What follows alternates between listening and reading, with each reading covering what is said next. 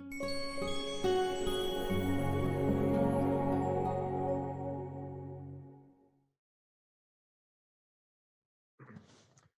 welcome to all of you joining us in the virtual world to the Council of Korean Americans webinar. My name is Abraham Kim. I'm the Executive Director at the Council of Korean Americans. We're so honored to have two distinguished leaders from the New Jersey and New York area to talk about the impact of COVID-19 in this region. As many of you know, New York City metropolitan area has become the epicenter of the COVID-19 crisis here in the United States. But today's focus is not so much about the pandemic itself, but to address some of the societal and economic disruption of this pandemic to the region and its communities. In addition, we also want to examine how the recently passed $2 trillion federal economic stimulus package will help to soften the economic blow of this public health crisis. Today's webinar is actually divided into two parts. First, I will be talking with Congressman Andy Kim, a congressman who represents New Jersey's 3rd District. He's also the only Korean American House of Representative congressman in our U.S. Congress. I will speak with Congressman Kim for about 20 minutes before he has to leave at 12:30. And then I'll switch to our second guest for the second half of our conversation. We'll invite Mr. Charles Yoon, President of the Korean American Association of Greater New York. KAAGNY, as it's also known as, is one of the largest Korean American organizations in the United States, covering as many as 500,000 Korean Americans and representing over 500 organizations in the tri-state area. As New York being the epicenter, we'll discuss the current status and the challenges faced by the Korean American community in the New York City area. So before we get started with our interview, just a couple of notes about this webinar. We want to take your questions. And so down below, you'll see a Q&A button. So please push that button to ask us questions to both Congressman Kim and to Charles Yoon during his interview. And then also, we always love to know where everyone is hailing from. So there's a little chat box down below. So if you don't mind putting your city, where you're calling in from, that will be great. And it'll give us an opportunity to know where everyone is calling in from. So I see folks from Atlanta, Georgia, McLean, Pasadena, California, Reno, Nevada, Las Vegas. Wonderful. We have really a cross-section of the United States with us here today. Well, I'm going to turn the interview over to Congressman Kim. Welcome, Congressman Kim. We are so happy to have you here. I know you had a really busy week on Capitol Hill last week, passing the stimulus package. We are so thrilled that you can join us here today. Thank you. Thank you for having me. I'm glad to be here to be able to share some information. Let's get into it. Could you share with us what does the $2 trillion economic stimulus package mean for distressed small businesses and even nonprofits and to citizens who have lost their jobs? Yeah. Well, look, first, I just want to say to everybody who's watching this, I hope you and your families are safe and healthy. And if there are medical needs or financial needs, I hope that you're getting what you need. If not, don't hesitate to reach out to me and my team in case there's anything we can do on that front. In these times of need, we really want to make sure that all of those who are most vulnerable are getting heard and that their needs are being addressed. And that's exactly what this stimulus package was about. For me, I saw this bill as being three things. One is I was looking for a bill that was going to focus in on Americans most in need of support. So small businesses, seniors, those that are food insecure and other things of that nature. Number two, I wanted a bill that was going to use the funds wisely so that we have the type of oversight that we need. We have the type of accountability that we need. And third, I truly believe that we're not going to wrap our handle around the economic crisis until we're able to really turn the corner with the health crisis. People are not going to go out to restaurants and shop at small businesses and things like that until we're actually able to turn the corner on the health crisis. So it's about investing into the things that we need to address that. More tests, more masks, more protective equipment, more ventilators, things of that. So that's what we were pushing forward on. The stimulus package is really trying to give people some immediate relief. So a big part of it is about sort of direct funds straight to American families. So 1,200 for an adult, 500 for a child for a certain income bracket. So that's a big part of it. A big part that I worked on, being on the small business committee, was focused in on what type of aid and support we can provide to just restaurants and other small businesses that I've been hearing from. And I know a lot in the Korean American community are small business owners. So I hope that this type of support is going to be beneficial to you.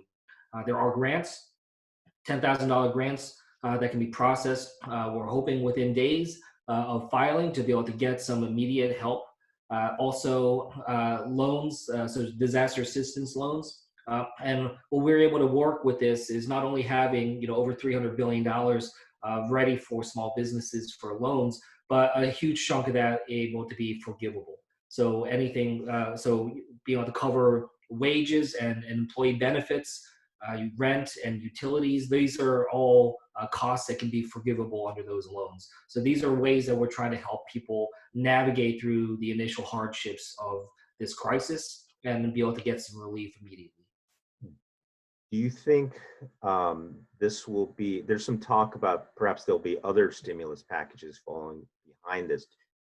Were you fully satisfied with this package, or do you think there'll be other subsequent packages as well coming down the pipe? Well, I know we're going to try to provide additional relief going forward. You're right that I was already on the phone yesterday with a lot of different members as we're starting to put together some additional thoughts on that. First and foremost, our states need more help. As you mentioned, New Jersey. I'm in New Jersey. Our state is getting crushed here. We have 16,000 positive cases. We're the second highest in the entire country right now. So we're quickly running out of resources here. So our states certainly need more resources for them to be able to continue to be at the front lines. And I'm sure that there's going to be other issues that come up as we're starting to see the initial effects of this stimulus package. I also want to see something that's not just about immediate relief, but starting to lay the groundwork for mid to longer term economic development. So being able to move forward on some infrastructure spending, for instance, something that we so badly need in this country, especially healthcare infrastructure as we see right now.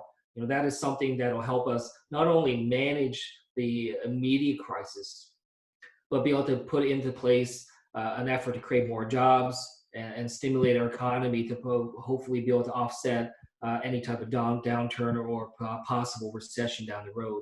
So those are some initial ideas that we have, but there's a lot that's going to keep bubbling up here. Since you are on the SBA committee subcommittee, someone asked, how quickly do you think the SBA can work with the lenders to begin accepting applications for the Paycheck Protection Loan Program? Yeah, so that's a good point. So some of these efforts are going to be more immediate. So for instance, some of the $10,000 grants that are going out, that's something that we're being told can be processed within a matter of days. So we're certainly encouraging businesses to start moving on that to be able to help tie over. We've also, in that stimulus package, put a substantial amount of money towards SBA for them to be able to staff to the levels that they need. Now, obviously, I have some concerns about this because we literally have every small business in the country that's going to be reaching out and trying to get some support because we know this is hitting everyone simultaneously. So I share your concerns, and this is something that has been a top priority for us in the committee, and we're trying to work through. So, I'm hoping that we don't see the types of backlogs that I know would just really hinder small businesses from being moved forward. So know that we're working on that and trying to address that need tremendously. There's also a concern about housing too. I think there is some language in there about helping folks with mortgages and things like that. But how about for renters? I know, is that captured within the $1,200, or is there some special provisions for renters? Obviously, many of them are going to renters are employees as well, and many of them are losing jobs. Yeah, I mean, certainly the $1,200 was trying to offset some immediate costs. That's not going to be enough to be able to handle it across the board. So there is some support for renters, and what I can do is I can make sure that we have that information brought to CKA so you can send on out. Some of that is going to be specific to what state you're in, what city and town you are in, to be able to build upon that type of support that might be already available. Those are some of the tricky nuances that we're trying to deal with when you're trying to provide aid, across the entire country, all the different jurisdictions, all the different ins and outs. We were trying to come up with something that would help offset. So in addition to that, in addition to what we talked about with SBA and the loans and grants and the direct, $1,200 to a lot of Americans, there's also a significant provision when it comes to unemployment insurance. Be able to increase that by about $600 for folks that are be able to build on top of what they're getting from their states. So this is trying to restore as much of someone's income as possible. These are the types of multi-pronged efforts we try to come together to be able to build upon, to be able to help people pay their bills. So in terms of, many of our listeners are from the Korean American community, and I'm wondering if there are any specific things that you have recommendations for Korean American communities. Obviously, many of them are small business owners. There's obviously sometimes there's language gaps as well, and trying to navigate some of the complexities of getting access to some of these resources. Do you have any recommendations for civic groups or people who are working with the Korean American community to ensure that we have fair access to some of these opportunities that are being presented by the federal government? Yeah, these are the types of things that we need to work on, because while these different programs are out there and different avenues, if people don't know about them, if they're not getting understanding how to be able to apply, then it's not actually doing what it's intended to do. We've been working with SBA to try to ensure that this information is going to be translated into different languages. There was actually money in the stimulus package specific for that, to be able to make sure that funding is put in the right way. But what we will be putting together, both from my office as well as from the Small Business Committee, is information about how to be able to pursue these different avenues of support. So for our ability to work with CKA and other groups to be able to either get that in the right language, if it's not already, and be able to get that to people, and so that they can handle that and be able to identify who they need to call, who they need to get in touch with to help them navigate that process along the way. So those are the types of things that different congressional offices are working on. We're already working with some small businesses in our community to try to help them navigate that. But this is still something we need to build out more. So, I absolutely think that this needs to be a partnership between all of us, both inside and outside of government, working together for a common cause to be able to get this support out as much as possible. Another question came in about the next stimulus package. You spoke of just moments ago about speaking with some of your colleagues. What as Congress congressional leaders, are you going to be looking out for before you think, wow, we need another stimulus package? Is it something that we're going to be a couple of months down, or is this something immediately after this you're going to try to see the results of the stimulus package within a month or two and then start working on something like this? Or how does our congressional leadership think about, okay, we need to do more, and how those decisions come about?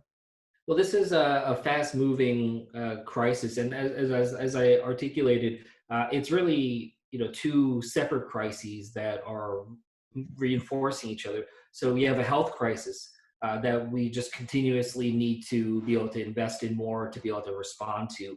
So we are already putting together our thinking of what additional resources are needed to be able to support that. We put a lot into this stimulus package, so this wasn't just about the economy. As I said, being able to address the health crisis is going to help us address the financial crisis. So we put $1 billion to the Defense Production Act, which is going to help us be able to generate more ventilators and other types of products. It should have been done weeks ago, but at least we're starting to make that movement forward. Making sure the CDC, we did a heavy investment into CDC for them to be able to continue to do their work and scale to the size and magnitude of this crisis. So there's the health aspect that we are constantly reevaluating, and as a result, we'll have more and more funds towards. As it comes to the financial side of things, we're trying to right now talk to people from all different sectors and industries, get a sense of how these industries think the stimulus will help them, see if there are things that have been left out, if things that need to be supplemented. We will be keeping a close eye on how some of the initial steps are being done and whether or not there's some retooling that needs to happen. So we're trying to be as nimble as we can, trying to be mindful of this. But look, I don't think we could ever downplay the sheer significance of what has happened. We had 3.3 million Americans lose their jobs last week, the highest week ever in the United States history. The previous week that was the highest before that was in 1982, which was 695,000 jobs lost in 1 week. And we had 3.3 million jobs lost in 1 week. So the severity of this economic situation is going to have long-term implications. So no doubt we will have to do more. But now it's just a matter of whether or not we can also get the bipartisan support to be able to do that. I've heard some concerning statements from some of my colleagues on the other side of the aisle saying that, that they're not sure if they think that there is a need for additional support as of now.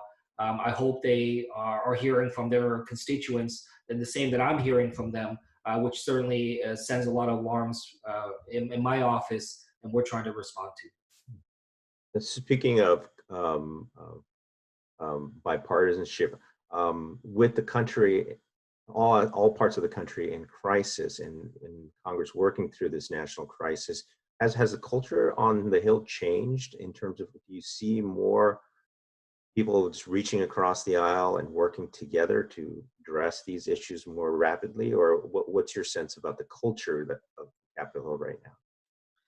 Well, I think with some of the earlier legislation that we were doing, I did feel like there was a coming together in some ways. But I mean, the last stimulus package that we put together, definitely had a lot of back and forth and a lot of difficulty getting that through.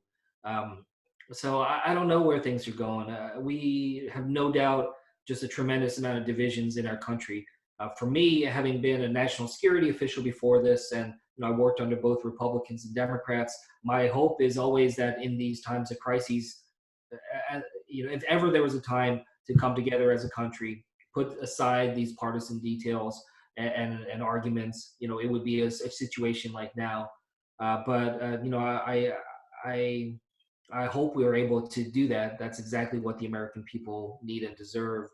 I'm certainly trying to reach out to a lot of my colleagues on the other side of the aisle, hear about what their needs are, see if there are ways that we can work together on the issues that they need addressed, and be able to tell them about what it is that we need here in New Jersey to be able to address our issues. I certainly work with a lot of mayors in my district and a lot of elected officials throughout my district. Many of them are Republicans.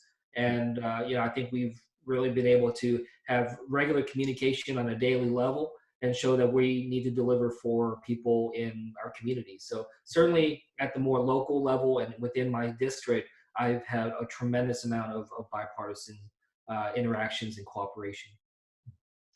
I want to switch gears a little bit and talk a little bit about, as you've probably read and seen in the media report, an uptick in anti-Asian American harassment cases across the United States.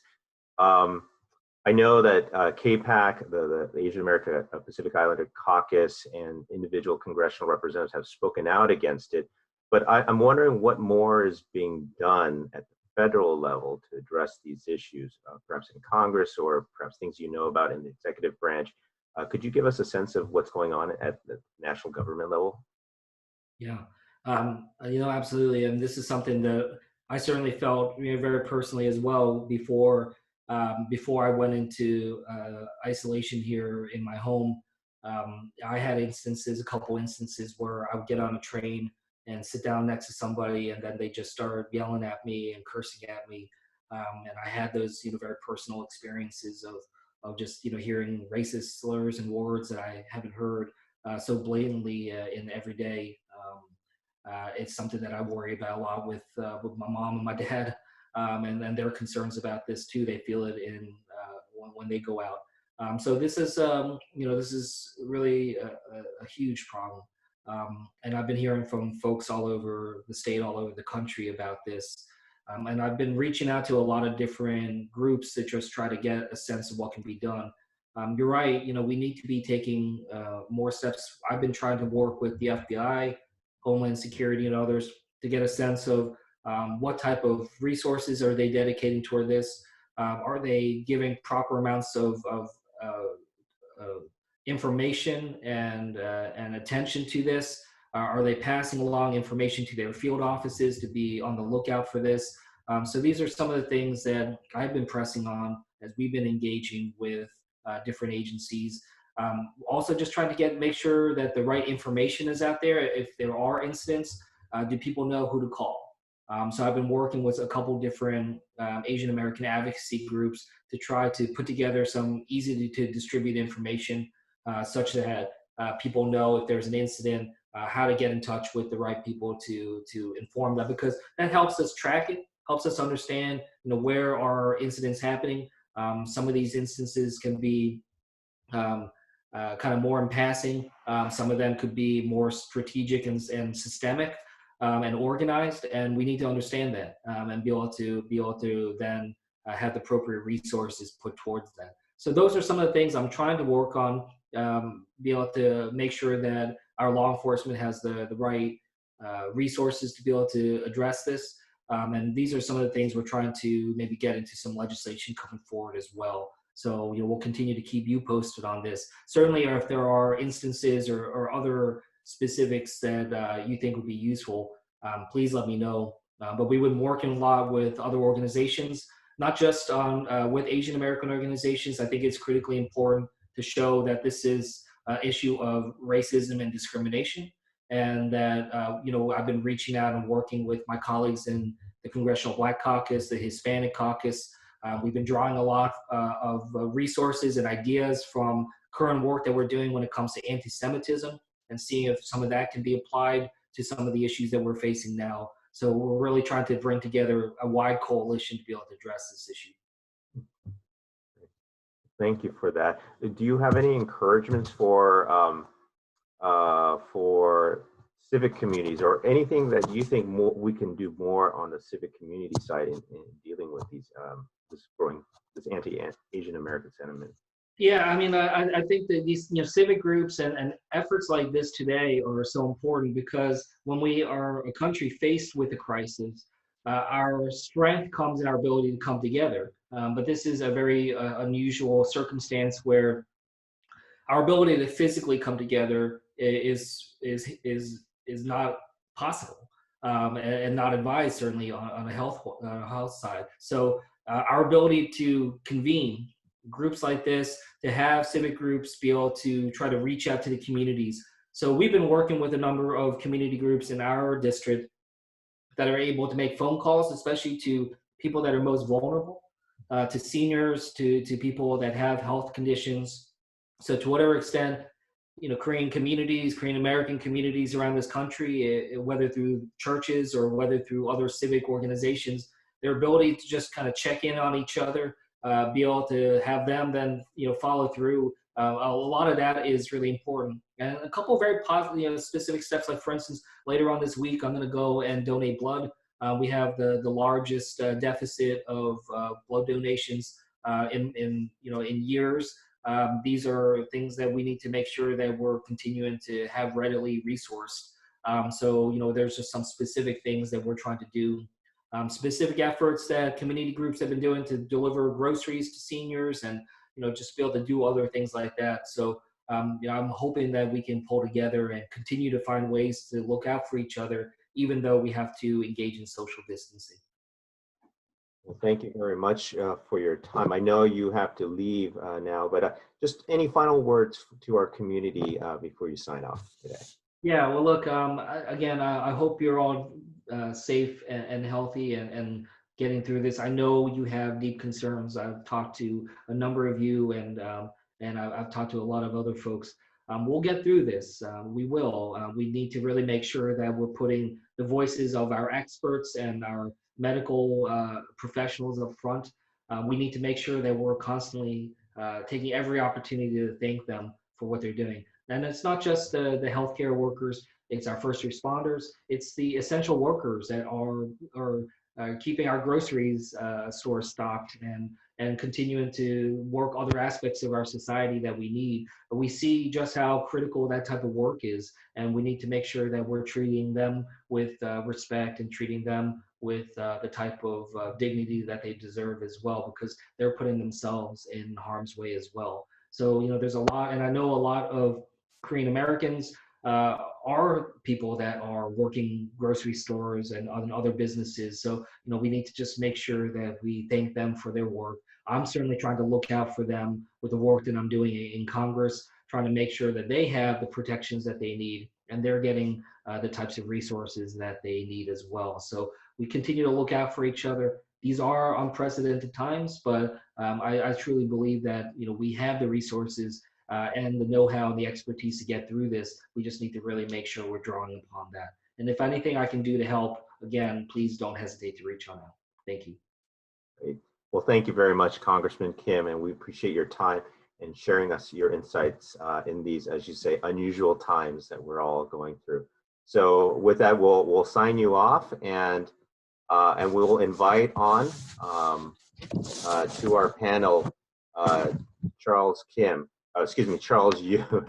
Now we turn our attention to New York City and our guest, Charles Yoon, who currently serves as the president of the Korean American Association of Greater New York, better known as KAAGNY.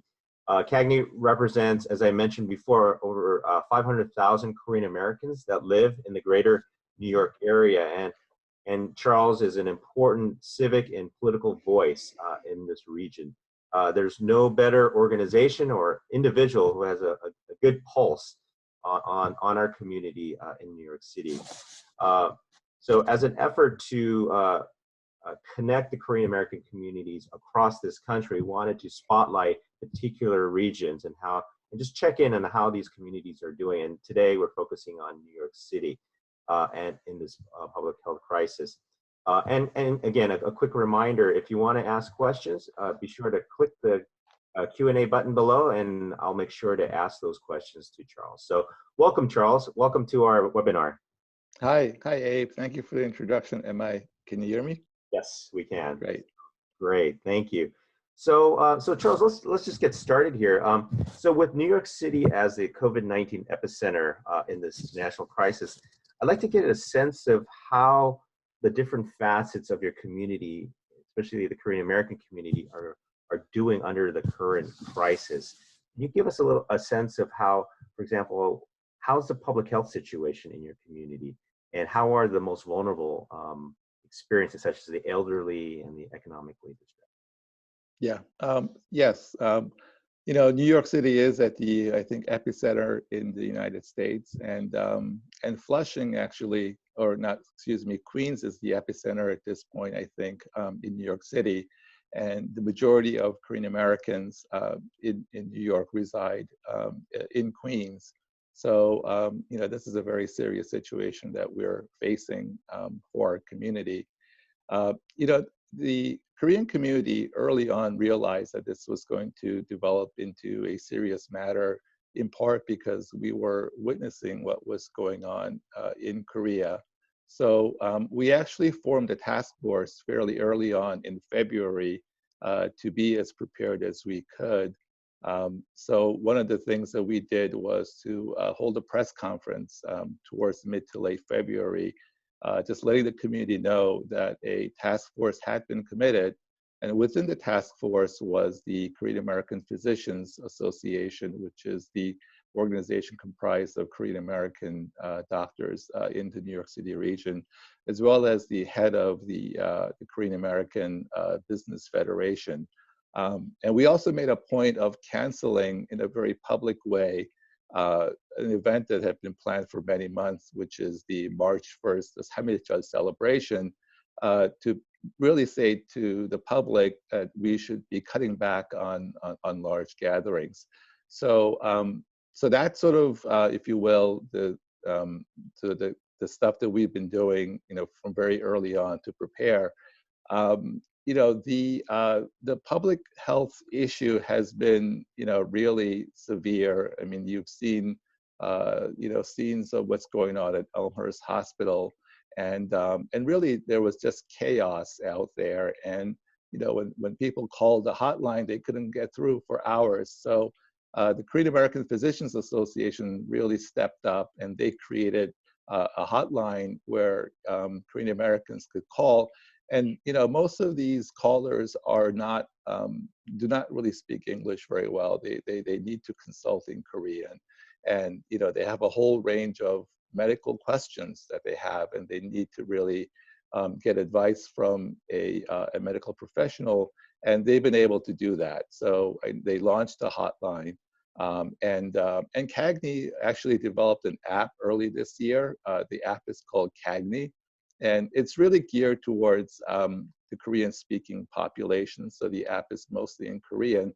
But we've been centralizing sort of the hotlines and the various initiatives that are out there for the benefit of the community within the app. So people who download can get information real time on what is going on. So the situation, is dire, but the community is banding together, and we're leveraging, all the existing infrastructure of all the different civics groups, so that we could provide, as effective service as we can for the Korean American community. As you probably heard from my conversation with Congressman Kim, I mean, there is quite a bit of a lot of small businesses are impacted by this, high unemployment and really severe economic distress, and a lot of mom and pop folks who are running mom and pop shops. How is the Korean American community in terms of the economics, in terms of layoffs and other things like that? Can you give us a sense?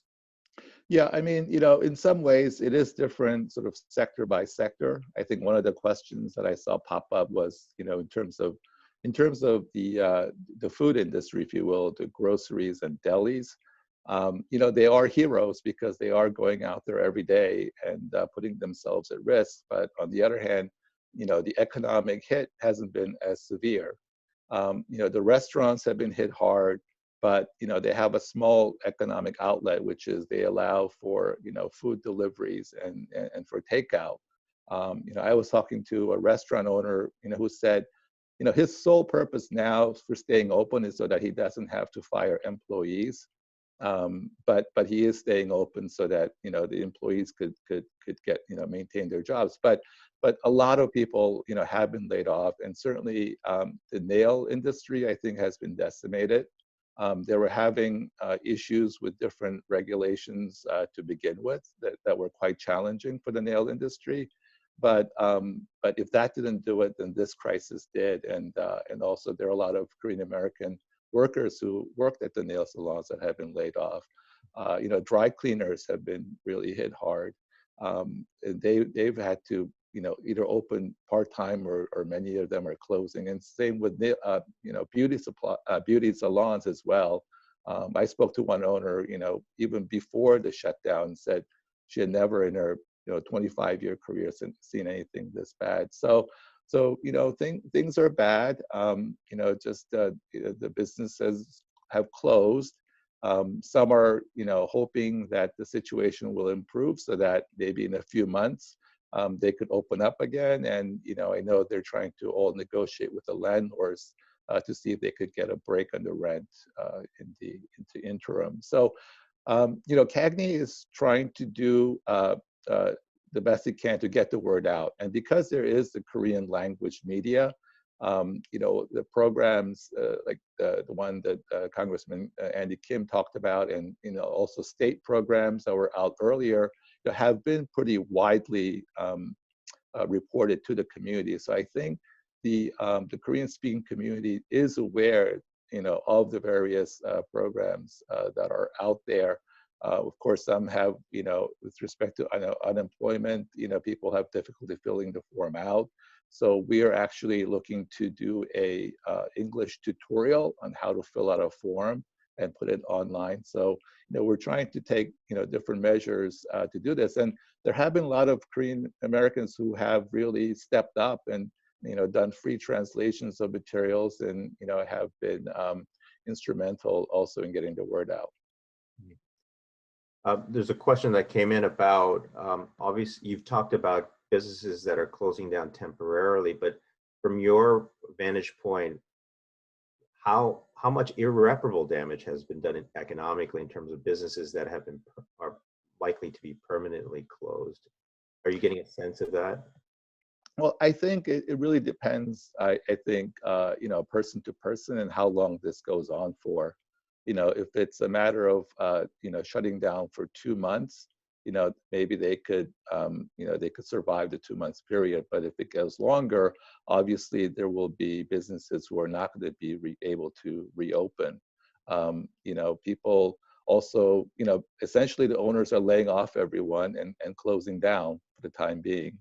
And whether they can open or not later on would depend on, when that later is. You mentioned some of these resources that KAAGNY provides. How, if some of our listeners need to get access or would like to, introduce their friends who need access to KAAGNY resources that you've just mentioned, what's the best way to get with and stay on top of some of these services that you're providing? So I think the best way is to download the app. If you go to Google Store, there's an app called KAAGNY, KAAGNY. And if you download the app, all the information, all the resources that we provide, all the hotline information is on that app. And that's open to the public. You don't have to be a member or anything like that. Correct. And we'll also send out alerts and advisories as things happen. So it'll be provided to you instantaneously as when we send it out. I'm also curious about what you've seen in terms of the level of anxiety and stress in the community as well. And we were reading reports of, perhaps there may be an uptick, with isolation and social distancing, and especially with a lot of our elderly population are by themselves, right, because of the social distancing issue, and cancellations of school. State of mental health in the Korean American community, do you sense a lot of stress within the community? Yeah, I mean, I think the best barometer for that is, is sort of what gets reported from, for example, Korean American Family Services Center, whose mission is to counsel, those who are undergoing, domestic violence situations, for example.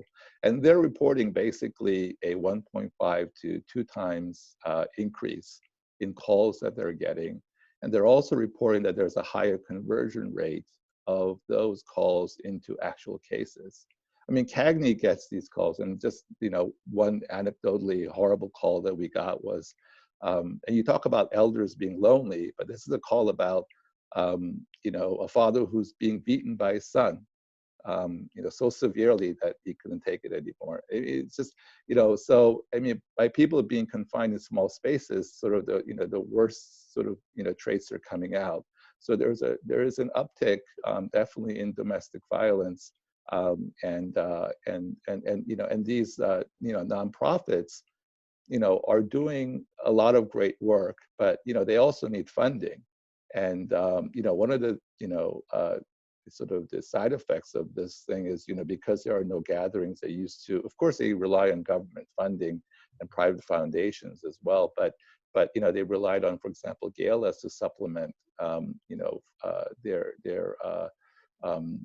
revenue to provide these services, and they're really hurting. So, one of the things that I'm trying to also push for is for foundations to start, giving earlier than later if they were planning to give, and so that they could, be helped in this crisis, especially those who are cash strapped now.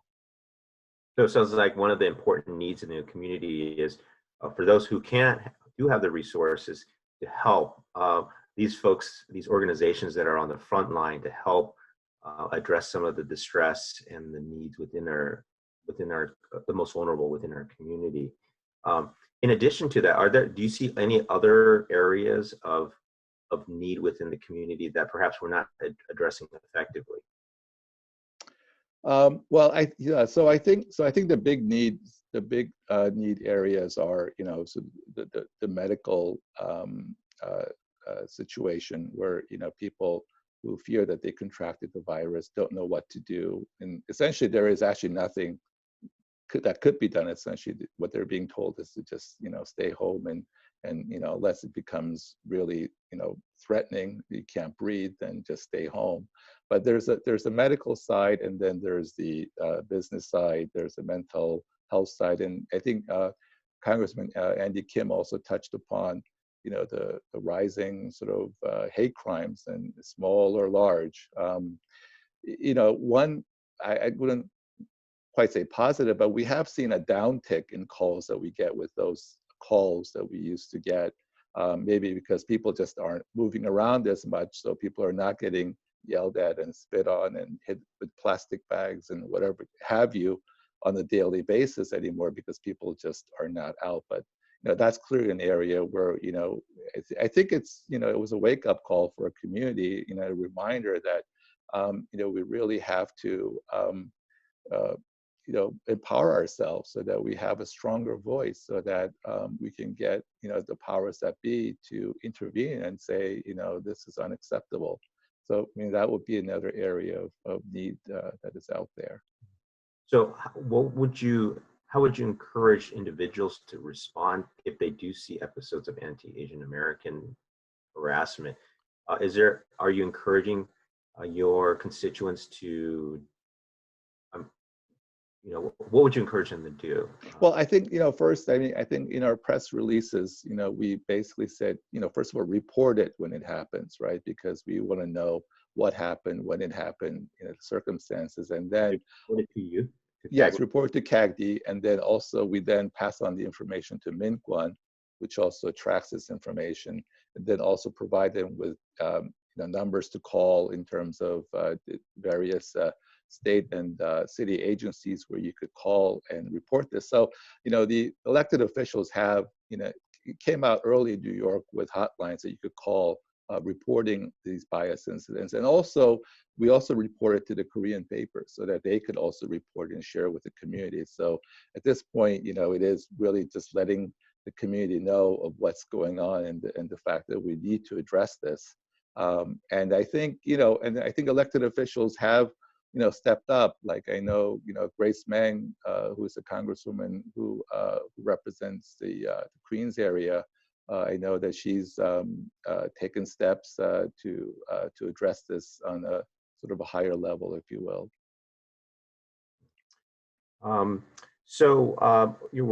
We're getting close to the end of our discussion here, but I wanted to just give you an opportunity to share. Are there any great positive stories? And we're always talking about the negative of this, but I'm sure you've seen just stories of heroism, volunteerism, and just people, Korean American community really coming together to contribute and give back. Do you love a great story from you, if you something to share from the New York area, how Korean Americans are stepping forward?